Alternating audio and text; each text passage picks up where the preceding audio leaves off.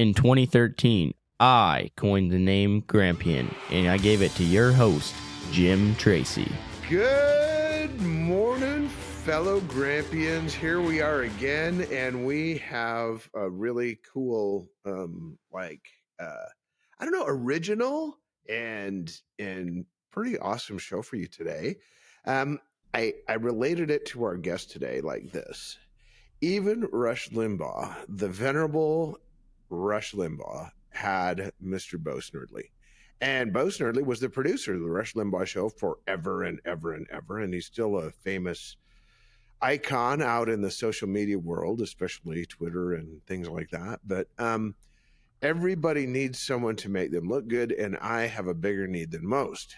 And so people don't understand that there's somebody in the background who actually moves all the pieces into play and makes all of us who are on the podcast and even the radio look good. And I would like to welcome you to a guy with multiple names.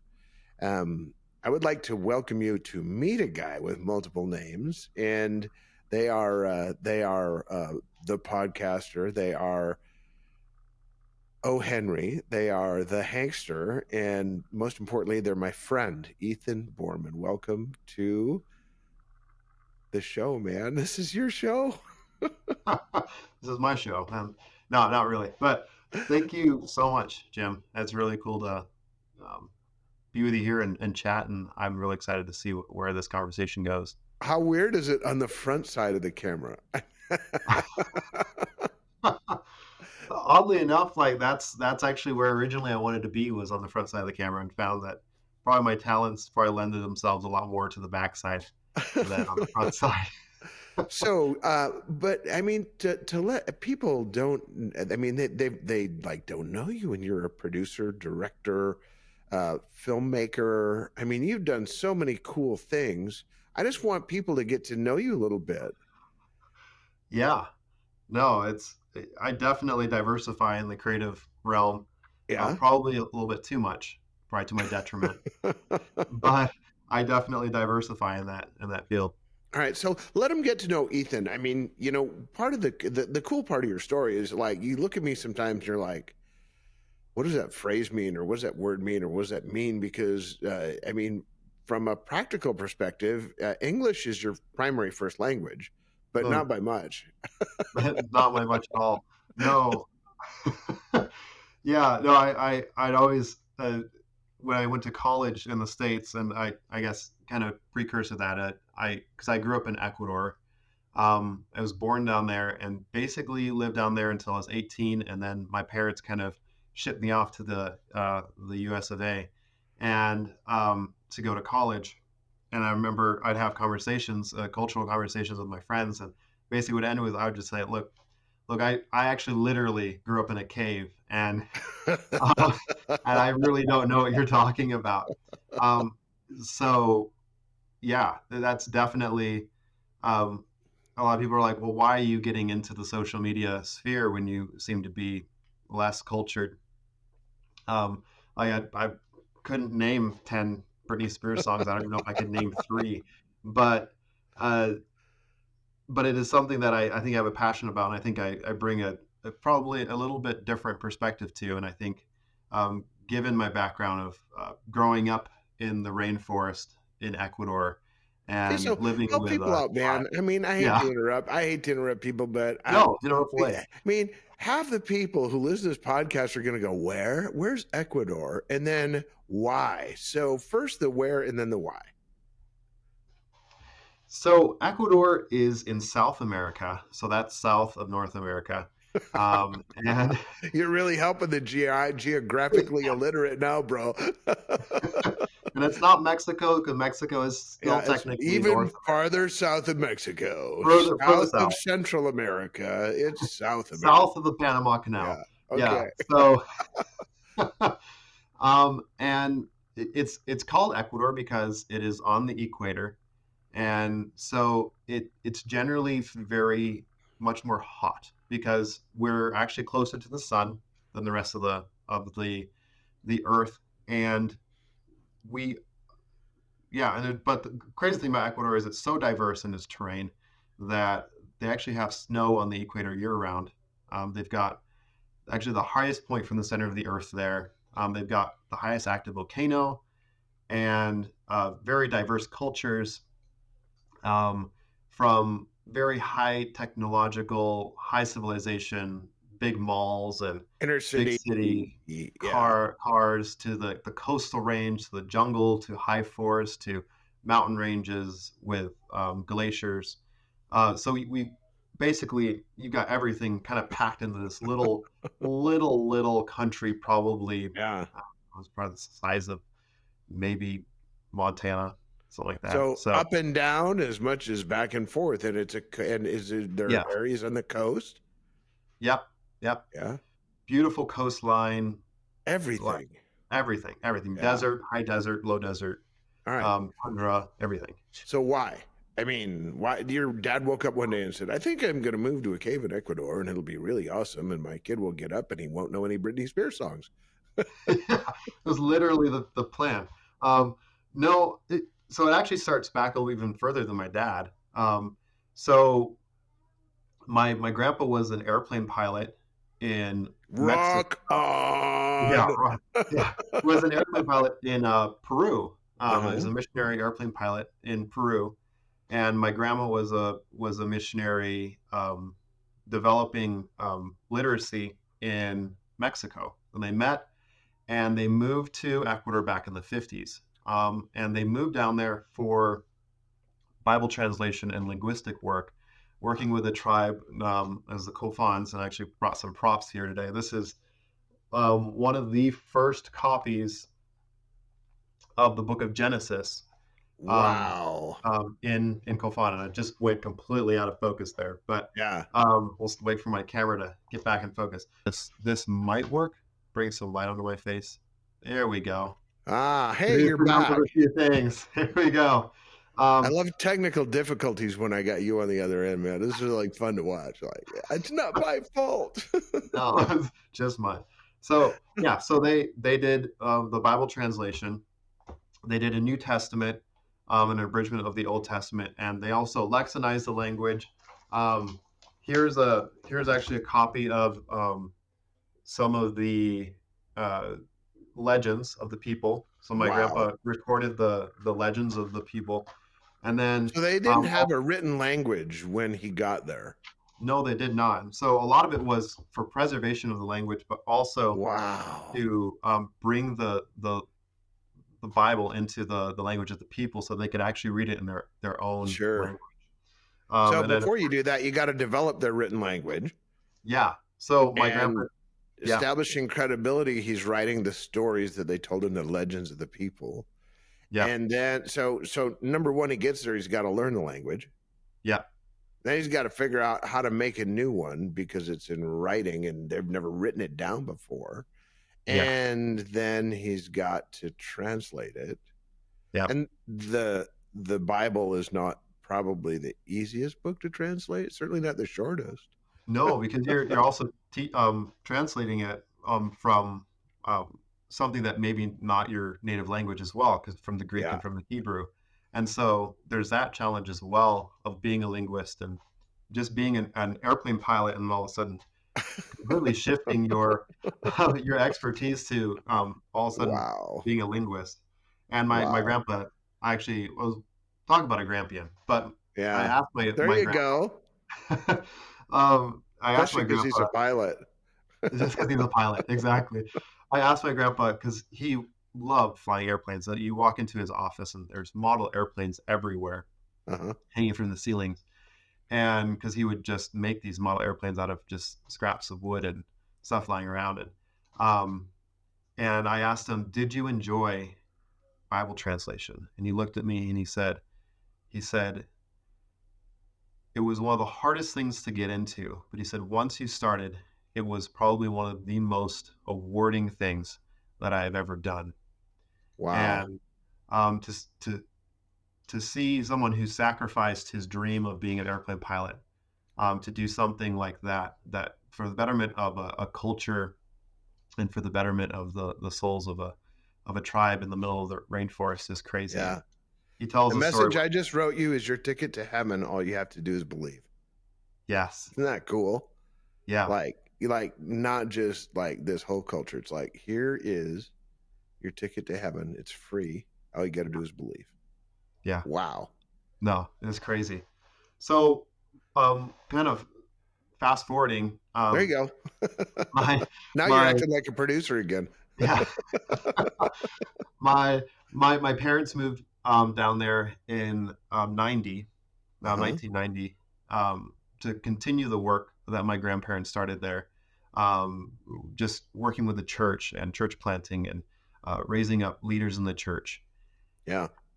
They're And working with local people, so they've learned the language when they were down there, yeah, and my and dad they're fluent, I had a guess little is bit the of word. knowledge of the language, yeah, Yeah. but he had to learn it again because he had been in the States for a while. And so then 91, I show up.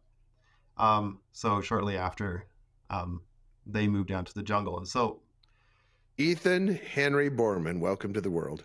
yeah, exactly. Yeah. Born And in, where'd born in, your where did your middle name come from?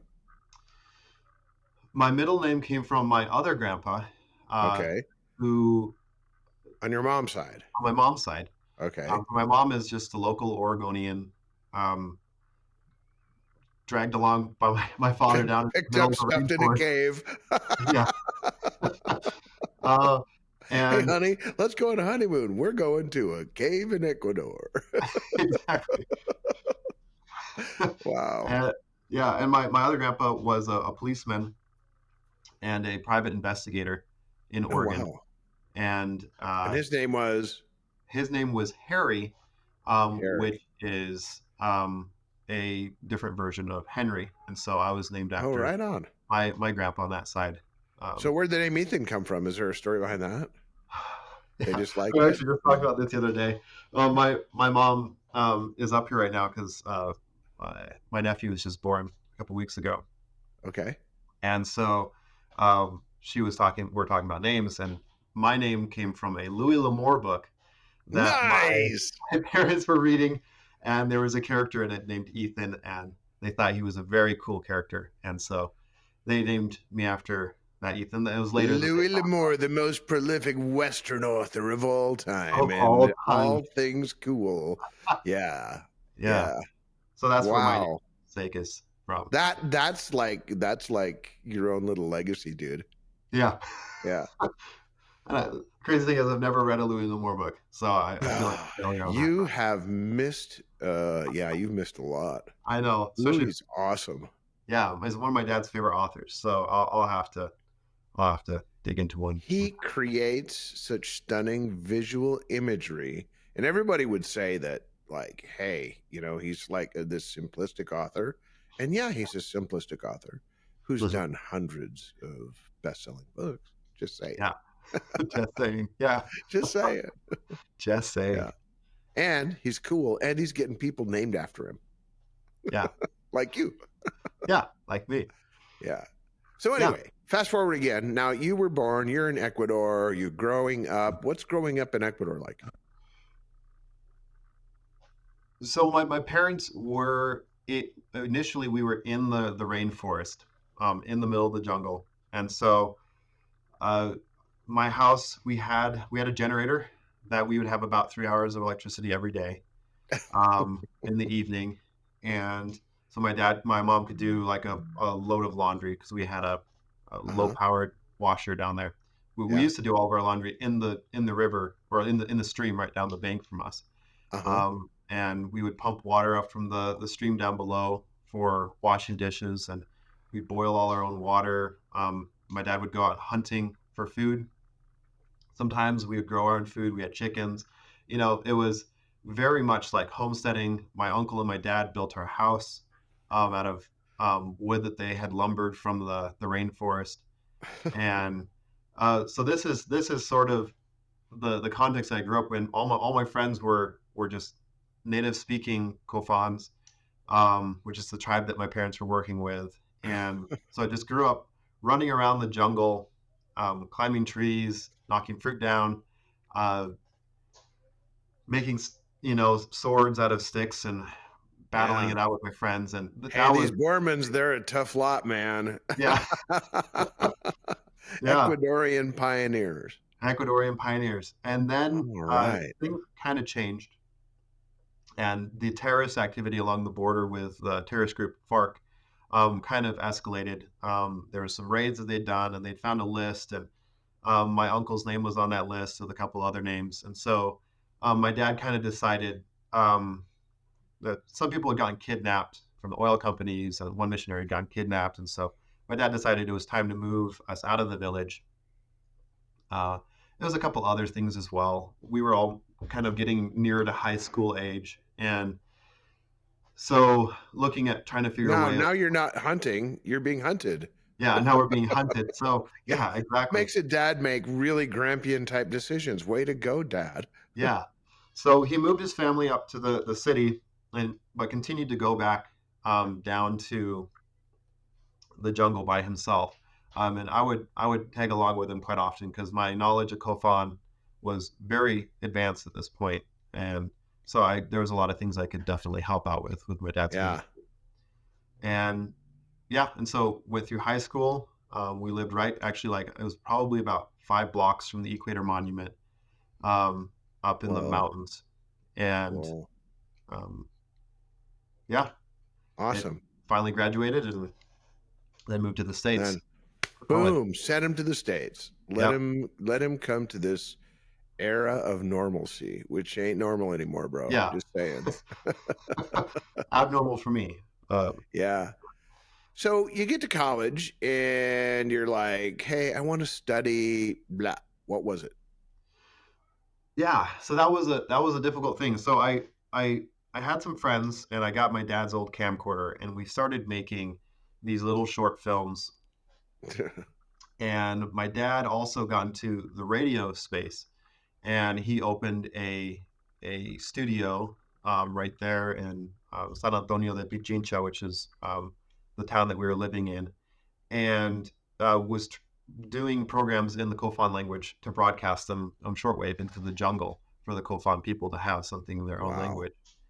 And so I really got interested in the media and in creating little short films. And I did a couple little radio programs for my family, and I just really enjoyed it. And so I was like, I really want to get into this space. But I also knew that the Hollywood space especially was a very dubious sort of space to get into spiritually. And so I looked at a lot of different colleges. A lot of them were just very expensive. But then Moody Bible Institute came onto my interview, and they provided a degree in Bible alongside one in communications. And at that point, they had a degree in electronic communications, which included film. Wow. And also some radio training and audio training in the background as well as acting. And so that was what I came to the States to learn and to understand. You pursued this like this is like an entirely Bible-based creative endeavor. You're not gonna just like do radio. We're gonna talk about radio in a minute, but Yeah. you're gonna do radio, film, theater. They're like trying to wrap the whole media package into an entire education. Yeah. Yeah. And it was interesting because a lot of the training was more philosophical than practical. And a lot of the practical was something that I had to endeavor to learn myself with my fellow students. And which I think is important because the philosophical side of film, of understanding how a story works and how to convey message without being too preachy, and Right. how to convey ideas in a way that helps people understand them, I think is probably one of the more important aspects of that sort of medium. Yeah, and then so geographically, you're also going from the equator Mm-hmm. to Chicago. To Chicago, yeah. So a very Did they send you the brochure that said like if you go to Chicago, it's like cold in the winter and it's known as the Windy City, both. And yeah. there's a lake there, and the water, the cold air coming off the lake will like chill you, bro. I wish they had advertised that more. Yeah. but Probably not. They wouldn't get probably anybody not. there. No, but really, it was very depressing and hard at first. I mean, I was also used to a warm culture as well, and it's a What does little that bit mean? Warm more culture. a warm A warm culture. climate, I understand. What's a warm culture? So a warm culture, if y'all been to the South, you understand this a little bit more. But in the South, it's that idea of when you are walking through the mall, someone might just stop and talk to you for no apparent Okay. reason. Yeah. With a lot of us Northerners, and I've gotten more culturally inept to be a warm culture person because of living in the North. But this idea of someone just stopping and talking to you and asking how your day was, and you might not know them from Adam, um, Wow. is what would be more considered a warm culture, a culture which is more based upon community and hanging out with Yeah. other people, For sure. um, and that's something that in the North America I think is a lot less, um, Okay. just, Got um, it. due to it's just a very different culture. Our people in the South are gonna love you now. They're like, "Hey, y'all, I that Ethan Borman man. He's like the real deal." Oh But yeah, you, war. with Ecuador, you gave Deep South a new meaning. So Oh yeah, deep South America. yeah. Um, so yeah, yeah. So it was definitely a very different culture move. The atmosphere, like really big city, uh, noisy all the time, and then it's very cold during the winter. Mm-hmm. Uh, I had done some glacier climbing in Ecuador, Uh-huh. um, but it was nothing compared to a Chicago winter. Yeah. Where 6 feet of snow on the streets, and Yeah. you've got to make And it to it class. doesn't leave until May. Yeah. Yeah. Was not leaving to me. Yeah. So, and then, yeah, did you like get Americanized? Did you become a Bears fan or a Cubs fan or anything like that? I mean, the soccer's the sport in Ecuador or Yeah. football, and so they're like not. I mean, they ain't no baseball, they ain't no football down there, is there? Oddly enough, Moody doesn't have a American football team. Uh huh. They have a soccer team, Okay. and so there was actually a lot of people that wanted to play soccer there. And I thought about joining the soccer team, and then I wanted to get more into theater, and so Yeah. I didn't really have time for it. But I did do a lot of pickup games of soccer. Okay. I I went to a couple Red Sox games. Um, I never got to a Bears Why game. the Red Sox? I don't know. Just they were in town and wanted to see the Bo They were Sox, in man. town, and we Oh just happened wow. to go to their baseball game. Oh, that's So cool. yeah, That's so that cool. that was really cool. I think we went to Wrigley Field and watched them. It was So now yeah, you got the Cubs and I mean that's like a really iconic baseball game. I mean at an yeah, iconic stadium. So salute, yeah. hats off to you, bro. So now you've come through and you've gone through this theatrical training and you Mhm. decide, I think I'd like to climb cell towers. That was so. That's What is another. your problem? What is my problem? Who does that? Yeah. So talking of stories, I got out of college and I wanted to get into the media space pretty much right Uh-huh. away. Yeah. That's kind of what college does to you, right? You learn something and you're like, I'm the expert. I need to do this. And then you realize that all these jobs that are media oriented all require like 3 years of experience or Yeah. something. Yeah. And so got out of college and just could not find a job. I interviewed with the Chicago Tribune. I interviewed with a couple different jobs to try to find something, and I even tried Chick-fil-A, and nobody was hiring. It was Yeah. one of those really strange times, and so uh, I ended up uh, living in this basement apartment with like 5 other guys, and I bet it uh, smelled bad. my, yeah, and Went my back to the cave. back to the cave, literally, and it was wet and damp, and Yeah. it was not pleasant. But and slowly, my bank account got lower and lower and lower, and Yeah. so That I happens. yeah, it happens, and so I ended up taking this gig on the street, and this sort of plays into the whole story of it. But I took this gig on the street, selling Blackhawks paraphernalia, talking about sports teams. And Okay. the Blackhawks are the Chicago hockey team, NHL. yeah. Yeah. Yeah. We're Um, from America. We actually know that already. you actually know So, that. Yeah. We were like explaining this to the people back home. They're like, "What's the yeah. Blackhawks?" Is it like a What is bird? a Blackhawk? Yeah. It uh, is a bird. it is, but yeah. Uh, and and I was selling pennants, which once again, like people know what pennants are, like those Nice. triangle things. Yeah. And I didn't know what they were until I sold them on the street. Yeah. And so But I then went you're an around. expert.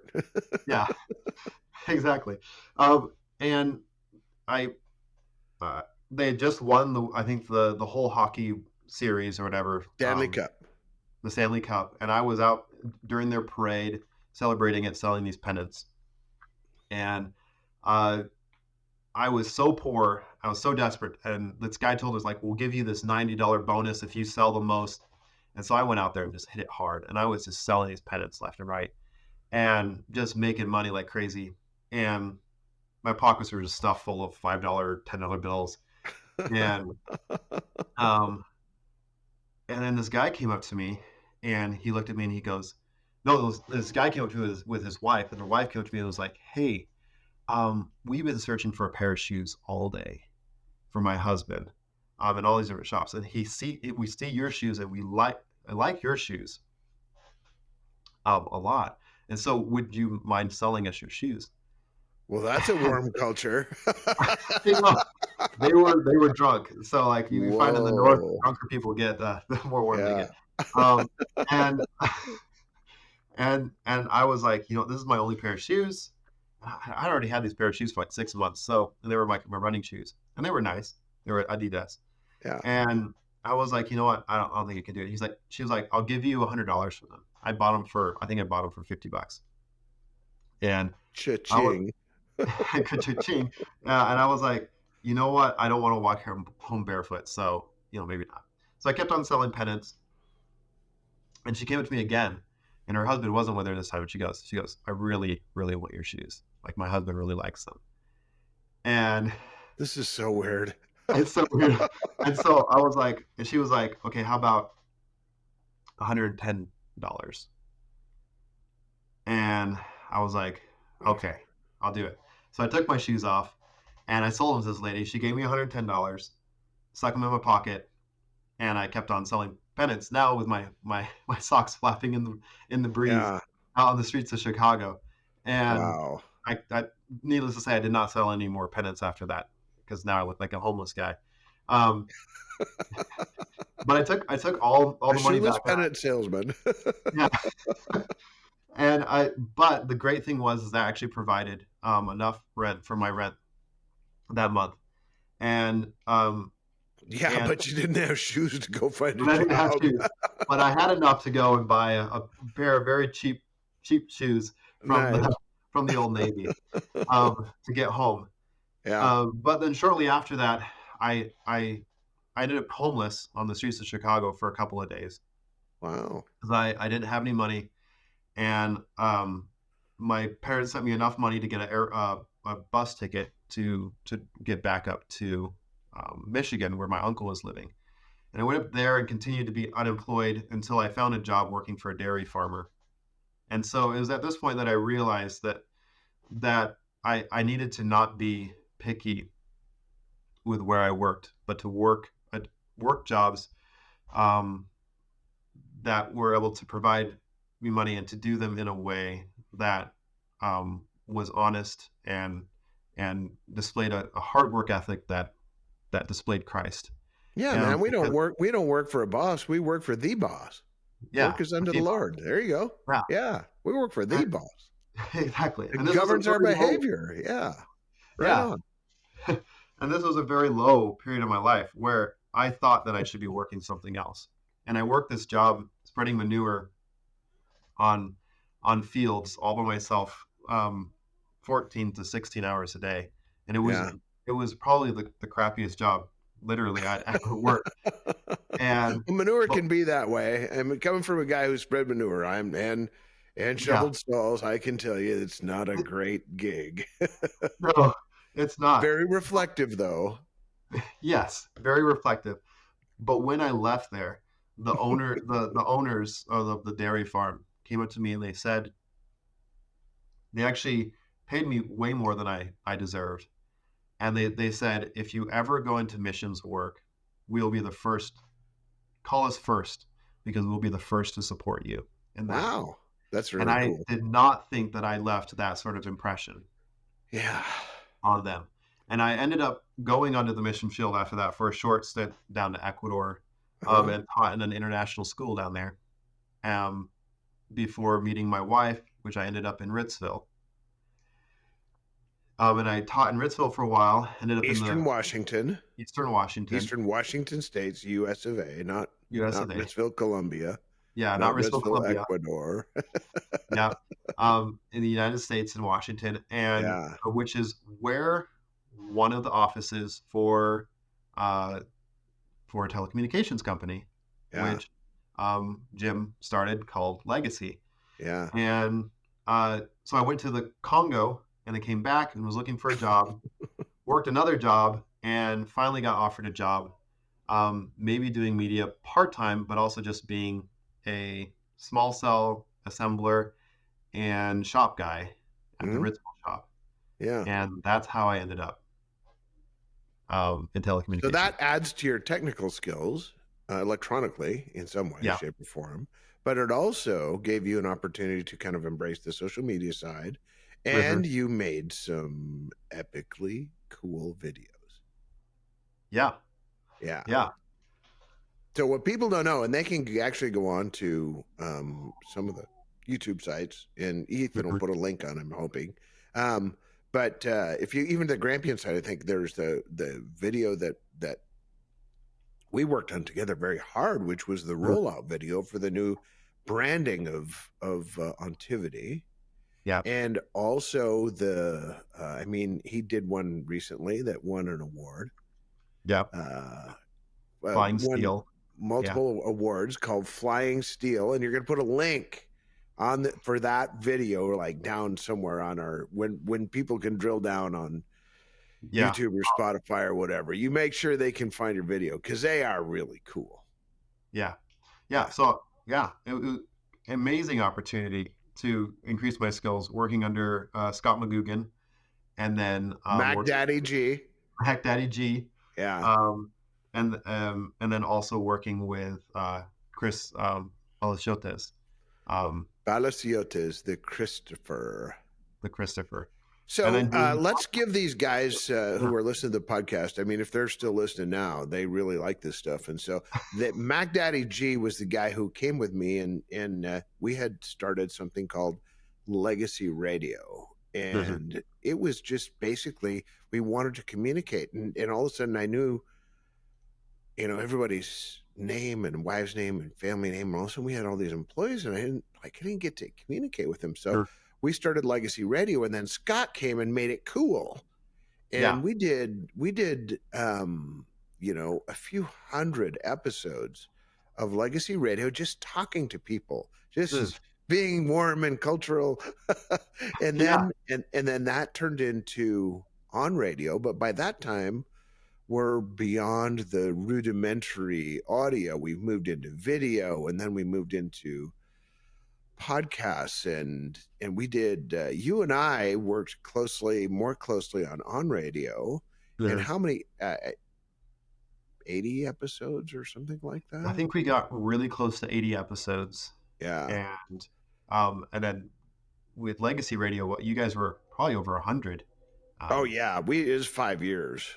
no, 5 years. Oh, way over 100. Oh, Yeah. way over 100. Yeah. So I think combined, if you look at like the audio video medium, we've done more than 300 probably. uh, and the best quality of those has turned out with the work that you did. Scott made me a better asker of questions and made And me smile more. He's like, yeah, when you're on camera. So here's what you do, bro. It's like smile, because people think you're not happy if you don't smile. And, yeah. yeah. And then Chris is like this creative genius, and he was the guy who got tucked in after and he's now running an independent gig in Gig Harbor, Washington, making films for a living and doing that stuff. And you are doing podcasts, and you've got this really. And here's what I really want to talk about. You got this really cool side hustle, and you do podcasts for other people. You make it easy for people to get their message out, right? Yeah. Yeah. So yeah, that started back in, I guess, what was it 2000? I want to say 2018, maybe, with a little podcast called X Garage, and a couple of guys came to me that were friends, and they asked me if I would help them do a podcast, and I really had never done a podcast up to this point, and so I said, Hey, sure. I'll shovel manure. Sure, I'll help you with the Yeah. podcast. You name it, I'll do it. Yeah. And yeah, it really turned into something really cool. We've done it for quite a few years. It's been kind of on hold for a little while here, just because of life stuff coming up with the two guys who are heading it up, and And the guy who's having babies in the meantime, which we're going to talk about a little bit too. But yeah, which is me. Yeah, you're busy. yeah, I was busy as well. And then then I was able to use the skills that I gained from that to help out with on radio, and now helping you with your podcast. And so yeah, it's been really cool to just to sort of start creating in that way. So folks, he's not saying it, but I'm going to say it for him. If you got a podcast you want to do, the Hankster. Now he prefers Henry or O Henry. I prefer the Hankster, so I'm going to dub him permanently on the Grampion Network, the Grampion Nation. You are hereby dubbed the Hankster. The Hankster. The Hankster. Yeah, because Hank is another name for Henry, and Hankster is just cooler than Hank. So you're the Hankster. It's permanent now. It's permanent now. The Hankster. Yeah, and so we're going to turn you into the Mr. Hankster, the Mr. Boast Nerdly of the Grampion Nation. Mr. Boast Nerdly Hankster. Wow. Yeah. So what creative itch gets scratched the best? Is it making films? I mean, you've got like Ethan Borman filmed. You've like done some really amazing work. You've done some production studios alongside some of these like real studios, and you've helped. I mean, you're earning your wings. And one of the things that makes you a Grampian or champion, you're not a Grampian yet, so but one of the things that makes you a champion is I see a guy all the time that's willing to grind it out. And there's not quit there, and then he chooses to do the right thing to help people. So thank you for that, number one. And we'll close the show with that, but I want people to know that here's a guy who's paying the price. What does that feel like? What does it look like? I mean, are you enjoying it? Yeah, no, sometimes I love the creative process so much, and like I said, I do all sorts of things. Like I do writing, I do drawing, I do films, I do audio engineering, obviously, because I do podcasts. I've sort of dabbled in the game design sphere, and don't go there. Video games are bad, man. They just wreck kids' minds. Board games. Okay. Board games are good. Yeah. Yeah. I mean, chess has been around forever, right? So yeah. And cribbage. I mean, cribbage. Gotta play cribbage. Yeah.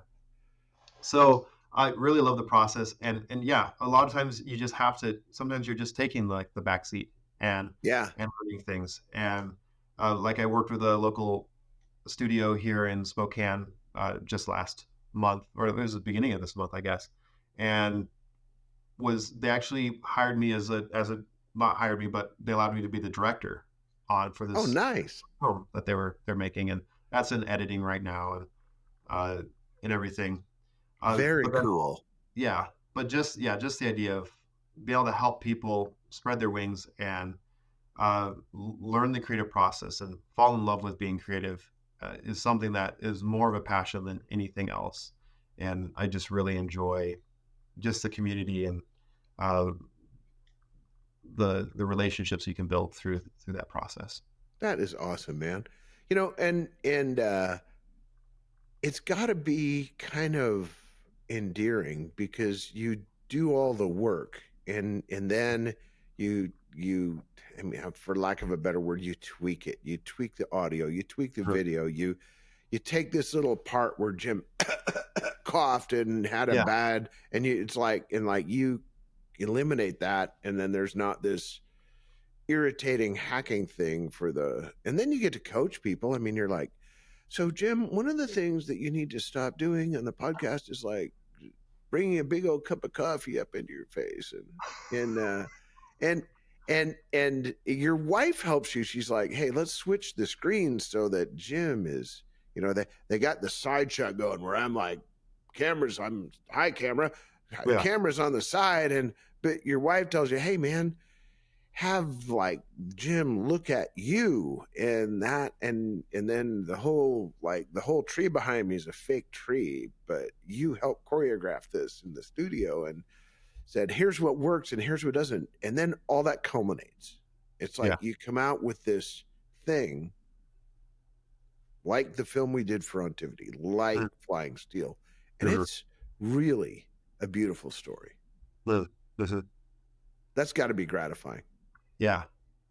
Yeah. No, and I think it's what you're saying. It really comes down to being able to listen, and not to. It's so hard, especially as a creative person, because sometimes you get this instinct and you're like, this has to be the right thing.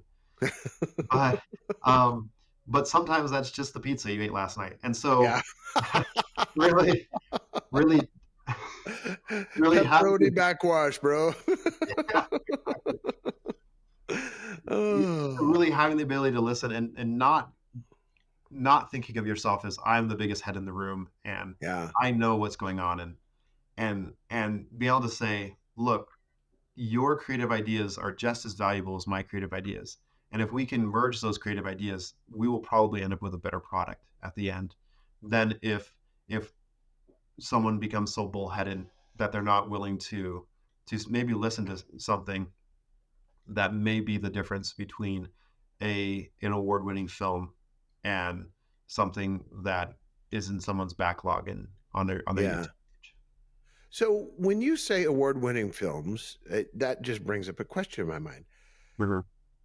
There's all these like film festivals. You're actually entering your work, the all the effort, all the labor, all the love that goes into one of these films, then you like drop it in front of a judge.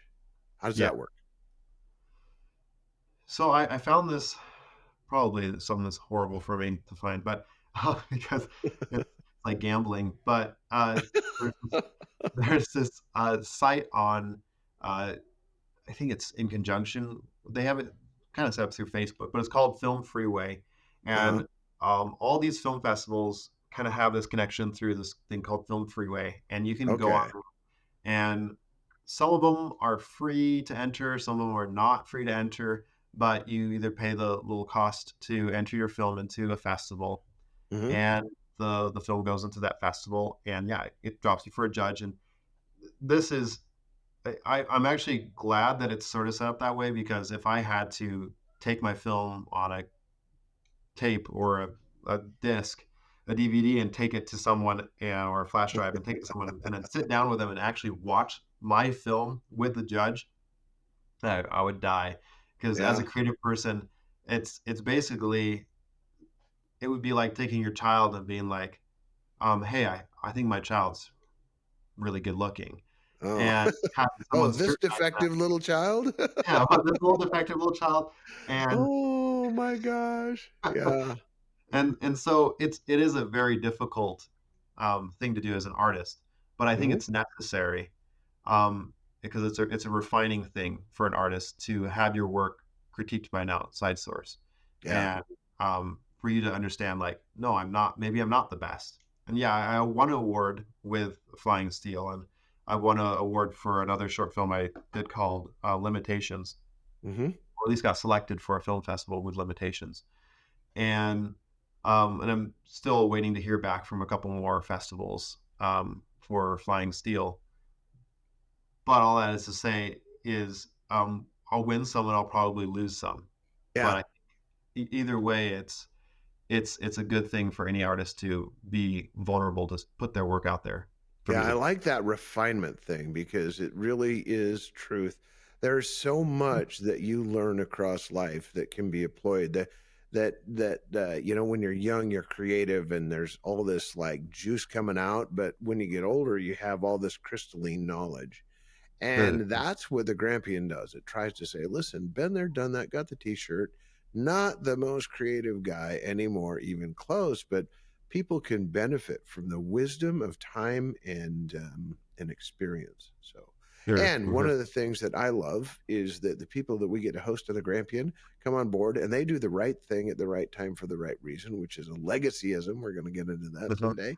But you have chosen, to do the right thing at the right time for your family, for your faith, for your company, and folks, if you are looking to host a podcast, Uh, Ethan will make it easier for you, and you can get a hold of him through the podcast. You can yeah. email him at podcast Uh, at thejimtracy.com. yeah. Yep. Is that it? Did I Yep. get That is that the one. email address right? Yeah. I was like, All oh right. no, is it the Jim Yeah. Tracy? Yeah. Yeah, Yeah. and he does it for money. He's not going to come and shovel your manure anymore. He's Yep.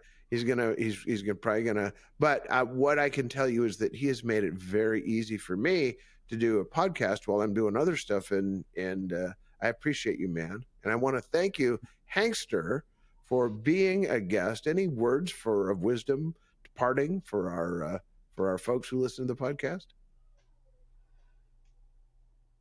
That's a hard question, Jim. Why? Ask There. everybody that question, man. Yeah, you do. You do. I. You know what? I think for people who are endeavoring to be creative, it's very easy to get caught up into creative spaces and to get so busy that you can't focus on doing a good job on one or two things.